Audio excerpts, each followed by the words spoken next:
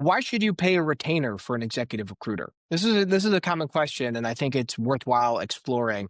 It's very common to think about the question of a retainer from from the idea of an invoice and paying someone, and the mindset of uh, a business that's looking to pay a recruiter for a retainer is kind of like paying for your food before you eat. And it seems perplexing to them. And why would they do so? And to address that question, it's best not to actually think about the money, but think about the process. If you look at what it means to run a business when you're in the search world and you're collecting money from your clients on the front end and providing dedicated service to that client versus only being paid for your service once the project is complete, what that means for how you run your business. There's two different ways search firms come together, and there are contingent recruiters and there are retained recruiters. Both types of search models will accept a retainer. Everyone likes money up front after all, but a contingency search firm's model is built to accept the risk that they are not being paid until their clients make a hire.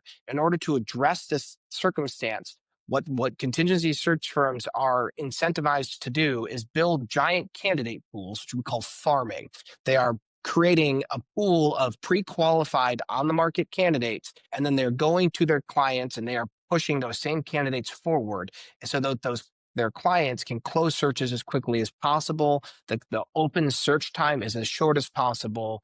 And the contingency search firm is collecting that fee as quickly as possible. The risk the contingency search firm is facing is that the longer a client project goes on, the less likely they are to get paid. The more energy they are putting into the client's work, the lower the value of that project becomes, the less they are incentivized to complete the project. A retained search firm, and this is true for Strandberg, this is true for Korn Ferry, and so on and so forth, they are on the hook to complete the project. They take on less work and they are not farming. They're not creating a pool of candidates that they are selling to all of their customers. Instead, they are doing what is truly called headhunting. And while the language is a bit gruesome there, the best way to think about it is that they are indeed hunting. We are indeed hunting specific people that are directly in line with the interests of our clients.